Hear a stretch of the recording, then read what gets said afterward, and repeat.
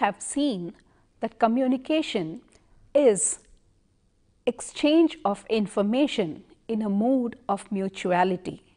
There is a sender and a receiver, and there is some information or message that is being exchanged. There could be various types of communication. It could be one way or two way. It could be verbal or non-verbal. It could involve written modes such as letters, or it could involve oral or spoken formats like a dialogue or a speech. It could also involve body language and gestures or various other non-verbal cues like smells and touch. So, we have seen that communication involves all these processes. We will now look at some of the attempts made to build a model of how this entire process happens. A model is a representation of a process. As we have seen, various researchers tried to define and understand how communication happens. Communication also involves noise or interference. So, the various elements in a communication process could include a sender, a message, a channel, a receiver, encoding, decoding, and noise. There is another important element to the communication process. This is feedback.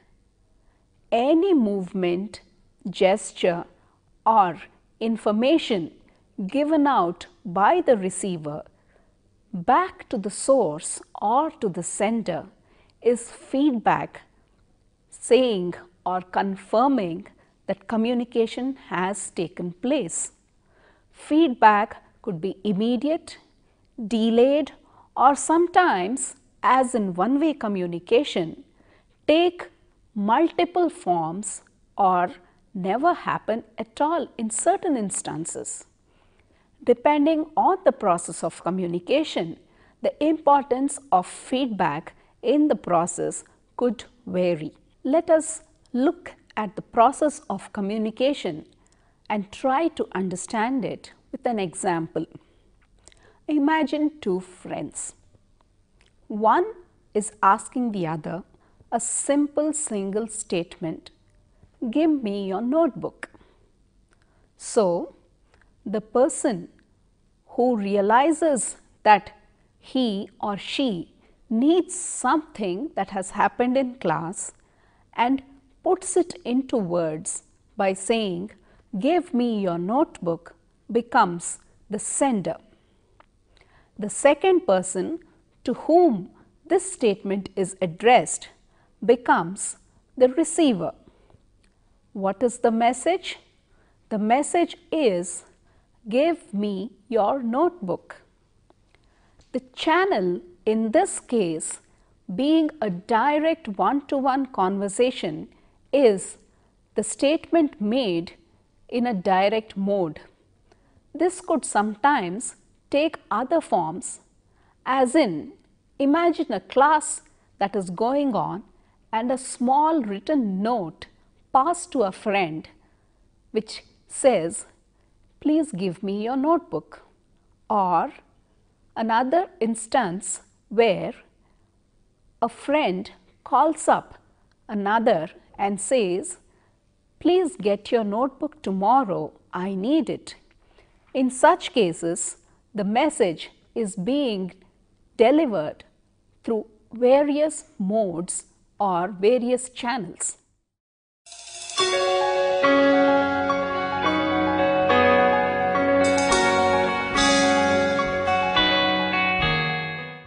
For the past 50 to 70 years, there has been a lot of information and a lot of research happening on how this communication process actually takes place. When you say, "Give me your notebook," probably your friend understands it as, "Give me your English notebook," whereas you meant, "Give me your maths notebook." So, what you say need not necessarily be understood or interpreted in exactly the same way. In fact, we see this happening very often in our day-to-day lives. We say something, we are trying to convey an idea, but it is understood in a slightly different fashion. This is because of the noise or interference in the process. So, what do we want to say and what is understood? This entire process has been modeled by different people in an attempt to understand how communication happens. Model is a representation of a process, and over the years there have been several models of communication. Let us look at some of the more influential models of communication.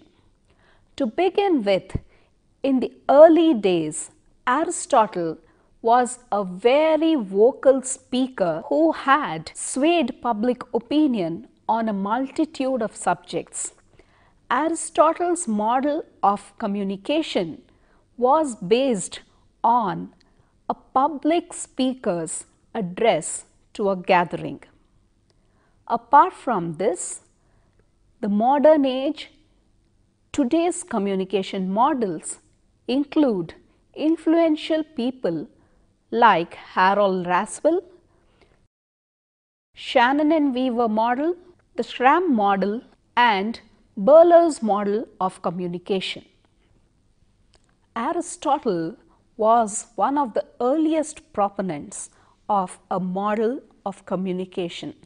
His model is considered to be the classic model of communication. Back in those days, the art of public speaking and rhetoric was held in high esteem. So, Aristotle gave a model which was based on a public speaker or an orator addressing a large gathering. So, Aristotle's classical model was in fact a depiction of a one-way communication process. It was a one-way model where there is one speaker with a message addressing a large gathering who formed the receivers of the message. Harold Laswell's model formed the first stepping stone to communications research. Laswell, back in 1948, made a very popular statement that summed up his approach at looking at the communication process. He was interested in representing the entire communication process in a single sentence, which says, "Who says what to whom, in what channel, and with what effect." Laswell was a pioneer in building a model of the communication process because his single statement included who, that is the sender, says what, which is the message, to whom, obviously the receiver, in what channel, the mode or the channel, with what effect, that is the response to the communication which involves feedback. This single simple sentence encompassed the entire communication process that was modeled by Harold Laswell. So, Laswell's model focused on verbal communication. when you have two friends talking to each other, when I say, please give me your book, I am the sender, give me your book is the message. I am saying this to you and I am addressing it through a telephone or directly, and with what effect? The response is either you say, no, I cannot give it to you, I have to study, or you say, of course, take it, you can return it once you are done. So, that is the effect of the communication process. Lasswell's model was a simple and a very effective way of putting the entire communication process in a single sentence.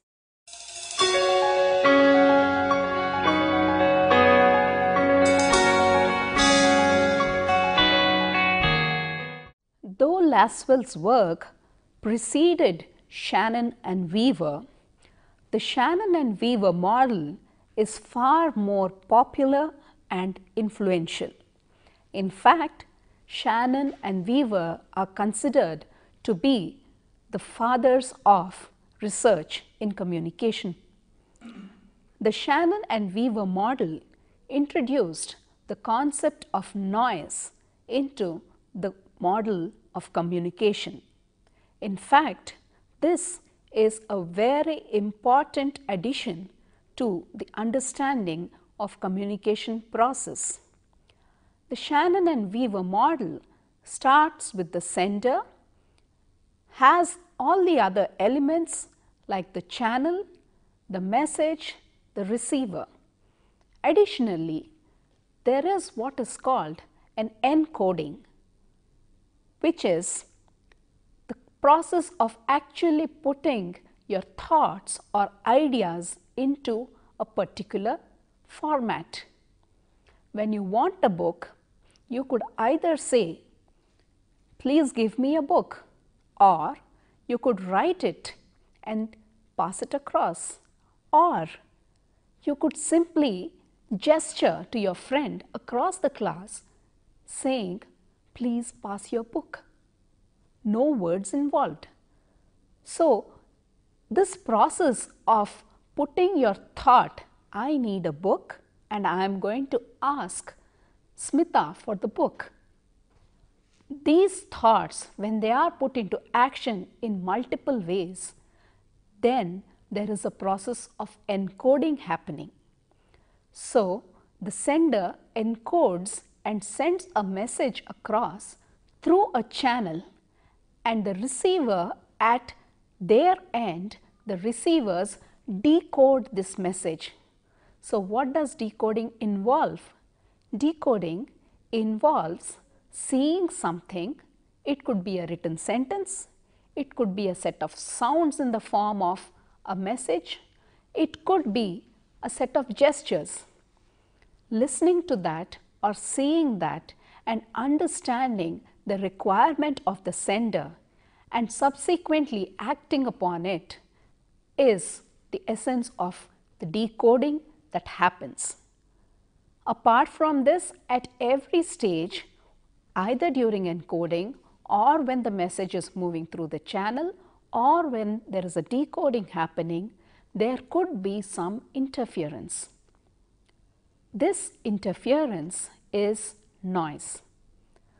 So, when your friend gestures, I need your book, you might understand that as I need your English book, because this request is sent during the English class, or you could understand it as I need your maths book because your friend has missed the preceding maths class.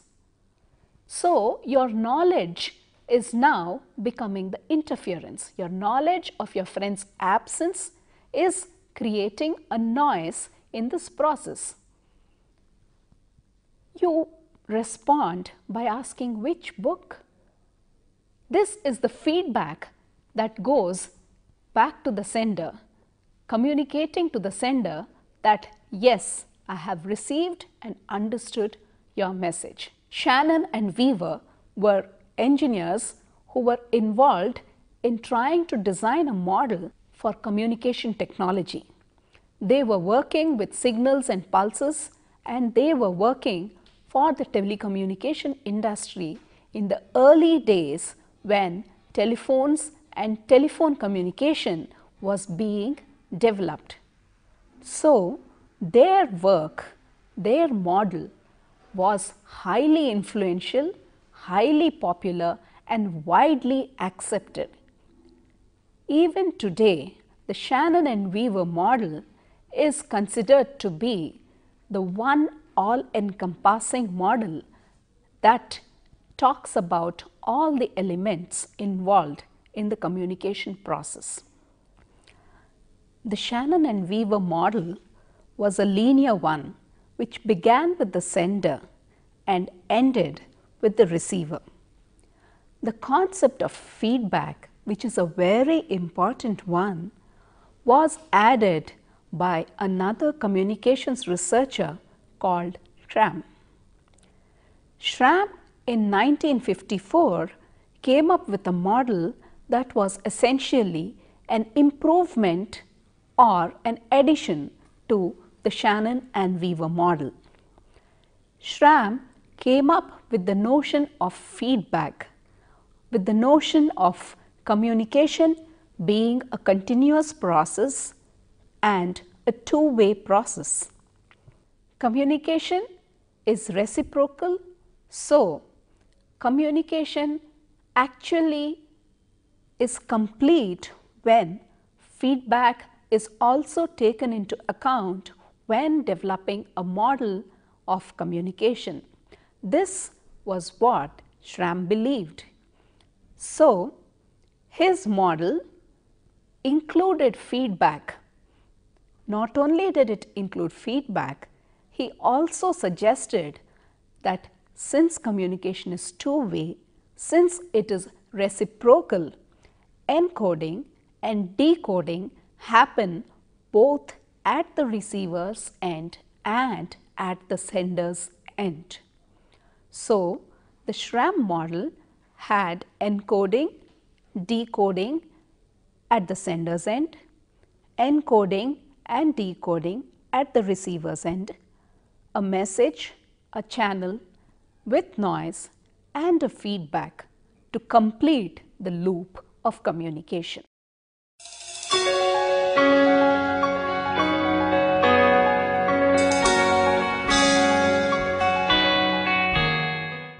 So far, we have seen that Aristotle began with the concept of what a model of communication should look like.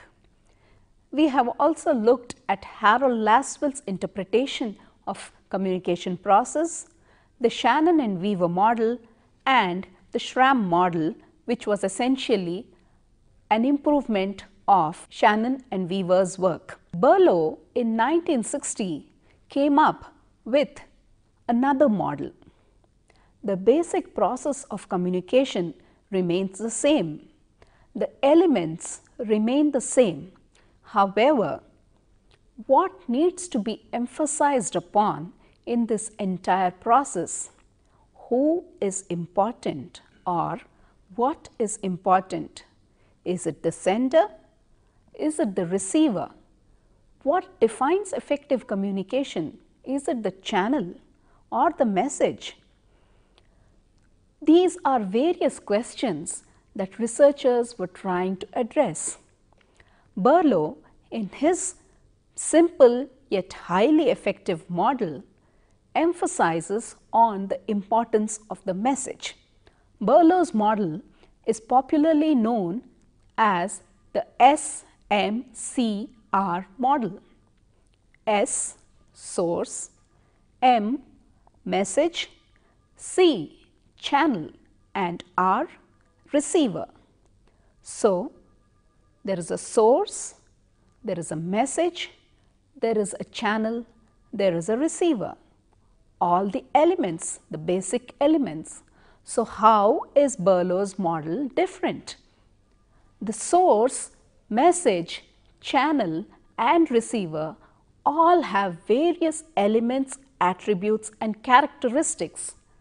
Berlow explained and elucidated on each of these. The source and the receiver in a communication model refer to the people who send or receive information through a communication process.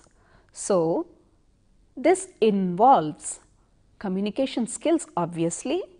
It also involves their attitudes, their perceptions, their knowledge of whatever is being said. The culture, cultural norms and the social system. For example, when an Indian says, "Let's see," it is probably a polite way of saying, "I will not be able to do your work." But instead of refusing outright, we might say, "Let's see if I can do something." But this may be construed as a message meaning, "I will try to do something for an American." So, the cultural norms and the social system are also important elements. Berlow's model highlighted each of these factors. Apart from the sender and receiver, we have the channel, the C part of the model. The channel could target at any one of the 5 senses. So, the channel could target hearing, seeing, smelling, touching or even tasting. Any of the 5 senses could act as the recipients of the channel of communication. Coming to the most important part of the communication process, the message has various elements like content, code, structure and treatment. Let us take an example. When your teacher asks you, "Why are you late?" Now, the same thing can be said in multiple ways. When the emphasis is on why, as in, "Why are you late?" The idea behind it is the teacher is asking you the reason for your tardy appearance. But let us suppose the question is asked differently. "Why are you late?" Then what does it imply? The emphasis here is on you, which means there are many people who are late. What is the reason for you as an individual, as a person to be late? So, the emphasis is not on the reason here, but on you as a person. The third way in which the same question could be asked is, "Why are you late?" The emphasis on late conveying what is it that has kept you away from the class? Why couldn't you be punctual? Why couldn't you come on time? So, the focus is on your late arrival. It is not on you. It is not on the reason. The focus is on the tardy behavior. So, the same message, the same content could have various treatments. Berlow's model emphasized on the message. It was an important model because both the source and the receiver received equal importance.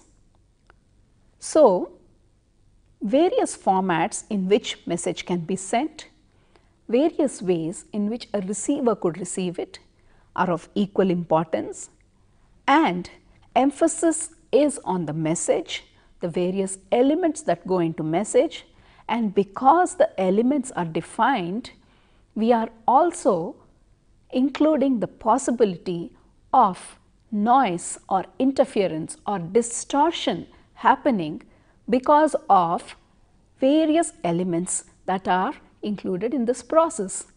Both encoding and decoding involving the psychological factors at the sender's end and receiver's end are also taken care of in Berlow's model. So, Berlow's model, which started out basically as a theory, was also highly appreciated by the research community. To sum up, if we look at what Aristotle did right up to what Berlow was trying to do, Aristotle started with a one-way model. There is a speaker, a message that is communicated to a group. Then we had Laswell, who tried to look at all the elements in the communication process: who says what, to whom, in what channel, with what effect. And then we moved on to Shannon and Weaver's work, which not only included all these elements but also said that there could be interference or noise in the model that depicts communication. Schramm said that communication is a two-way process, and so a representation of communication should also include feedback. And moving on to Berlow, Berlow's focus was on giving equal importance to the source and the receiver, along with the channel, and emphasis on message. So, each of the models were complementary and built on the starting or the basic model that Aristotle used to describe the process of rhetoric.